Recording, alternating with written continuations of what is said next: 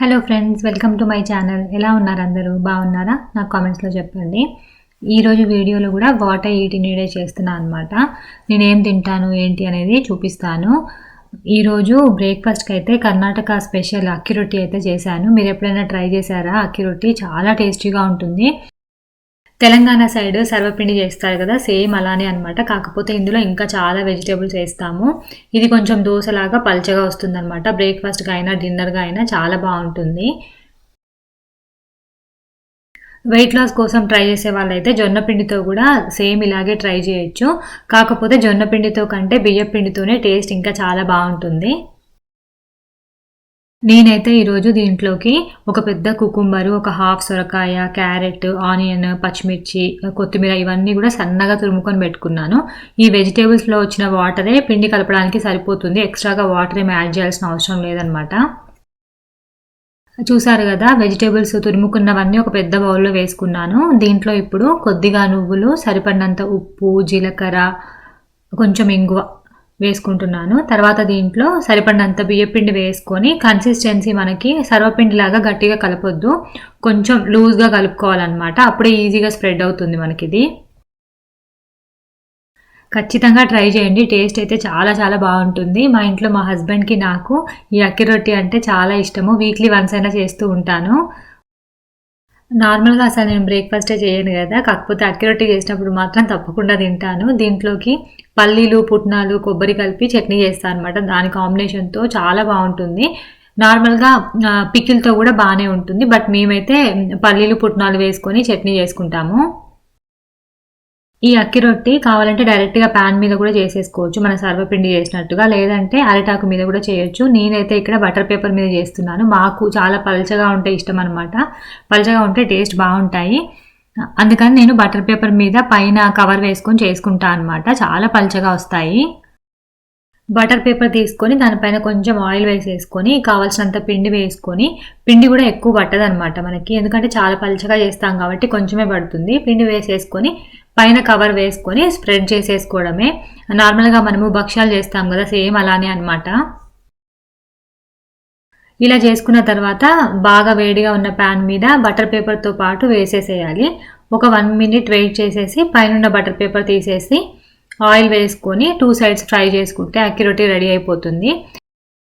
ఈరోజు అయితే నా బ్రేక్ఫాస్ట్ కూడా ఇదే అనమాట. 2 అక్కి రొట్టి, పల్లి చట్నీ అని చెప్పా కదా, ఆ కాంబినేషన్లో తినేసాము.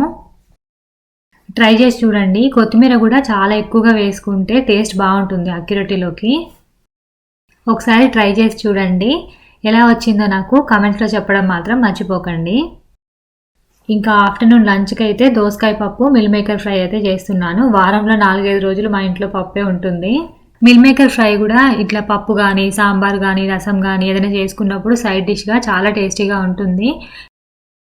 మోస్ట్లీ ఫాస్ట్గా అయ్యే రెసిపీసే చేస్తాను అనమాట. 1 hourలో కిచెన్ నుంచి బయటకు వచ్చేస్తాను. ఎందుకంటే అంతకంటే ఎక్కువసేపు ఉన్నా కూడా మా పిల్లలు ఉండనియరు అనమాట.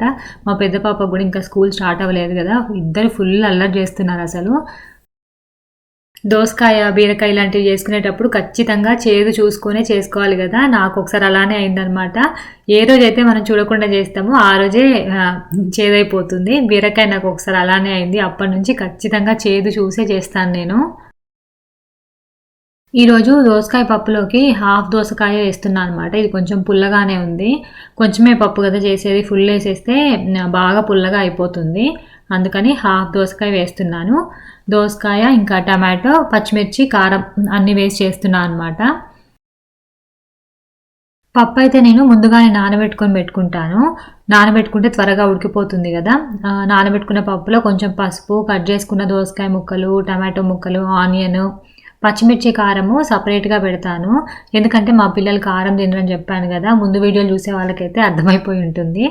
ఎప్పుడు పప్పు చేసినా సరే లోపల సపరేట్గా ఒక గ్లాస్ పెట్టుకొని దాంట్లో పచ్చిమిర్చి, కారం వేసుకొని వాళ్ళకు తీసేసిన తర్వాత మళ్ళీ ఇవి వేసి పప్పు ఎనుపుకుంటాను అనమాట నేను. దోసకాయలో లోపల గింజలు ఉంటాయి కదా, గింజలు అలాగే వేస్తే మా హస్బెండ్ తినరనమాట. చిన్న పాప కూడా ఇంకా చిన్నది కదా, 2 years కదా తనకి అవి నలగవు కదా, మళ్ళీ తీసేస్తూ ఉంటుంది. అందుకని మిక్సీలో వేసుకొని గ్రైండ్ చేసుకొని గింజల్ని వేసేసుకుంటున్నాను అనమాట. కొన్ని గింజలు కదా నలగవనేసి ఒక 2 టమాటో ముక్కలు వేసుకొని గ్రైండ్ చేసుకున్నాను. మెత్తగా గ్రైండ్ చేసుకొని దీంట్లో వేసేస్తున్నాను. పప్పు అయితే పెట్టేశాను. ఇంకా మిల్ మేకర్ ఫ్రై కూడా చేసేస్తున్నాను ఇప్పుడు. వాటర్ని బాయిల్ చేసుకొని దాంట్లో కొంచెం సాల్ట్ వేసుకోవాలి.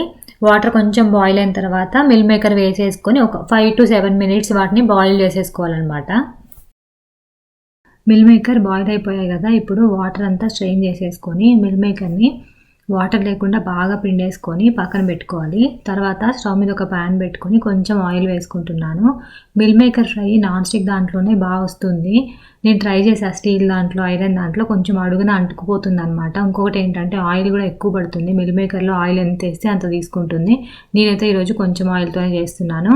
నేను చెప్పాను కదా మీకు, వెయిట్ లాస్ కోసం ట్రై చేసే వాళ్ళైతే ఆయిల్ కొంచెం తక్కువనే యూజ్ చేసుకోండి. కొద్దిగా ఆయిల్ వేసుకొని టమాటో ముక్కలు వేసుకుంటున్నాను. తాలింపు ఏం వేయట్లేదు, కొంచెం జీలకర్ర టమాటోలు మాత్రమే వేస్తున్నాను నేను.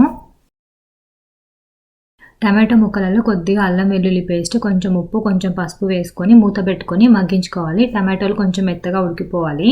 ఇందులో నేను ఆనియన్స్ ఏం వేయట్లేదు, ఎందుకంటే ఇది సైడ్ డిష్గానే తింటాం మేము పప్పులో. ఏమి కలుపుకొని ఏం తినమనమాట. కావాలంటే ఆనియన్స్ కూడా వేసుకోవచ్చు.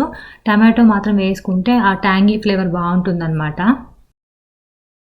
ఇక్కడ చూసారు కదా, టమాటో ముక్కలు కొంచెం మగ్గిపోయాయి. ఇప్పుడు మనం వాటర్ తీసేసి పెట్టుకున్నాం కదా మిల్ మేకర్, ఆ మిల్ మేకర్ అంతా వేసుకొని సరిపడా ఉప్పు వేసుకుంటున్నాను. ఉప్పు చూసుకొని వేసుకోండి. ఆల్రెడీ మనం ఇందాక తాలింపులో వేసాము. మిల్ మేకర్ ఉడకబెట్టేటప్పుడు కూడా సాల్ట్ వేసుకున్నాం కదా. రోజు మనం తినే ఫుడ్లో ఏదో ఒక రకంగా ప్రోటీన్ ఉండేటట్టు చూసుకోవాలి. పప్పు కానీ, మిల్ మేకర్ కానీ, ఎగ్ కానీ, లేకపోతే పల్సెస్ కానీ, ఏదో ఒకటి. నాన్ వెజ్ తినే వాళ్ళైతే చికెన్, ఫిష్ అలా ఏదైనా ఒకటి తీసుకోవచ్చు, బట్ ప్రోటీన్ అయితే మస్ట్. ఇలా ఒక 5 minutes పాటు ఫ్రై చేసుకోవాలి. తర్వాత దీంట్లో నేను ధనియాల పొడి వేస్తున్నాను. ముందే ఎందుకు వేస్తున్నా అంటే మా పిల్లలకు కారం తినరు కదా, వాళ్ళకి ముందే తీసేస్తున్నాను అనమాట పక్కకు నేను. తర్వాత కారం వేసుకుంటాను. మీరు మొత్తం ఒకేసారి చేసేటట్టయితే ఫస్ట్ కారం వేసుకొని కాసేపు ఫ్రై అయిన తర్వాత లాస్ట్లో ధనియాల పొడి వేసుకోవచ్చు.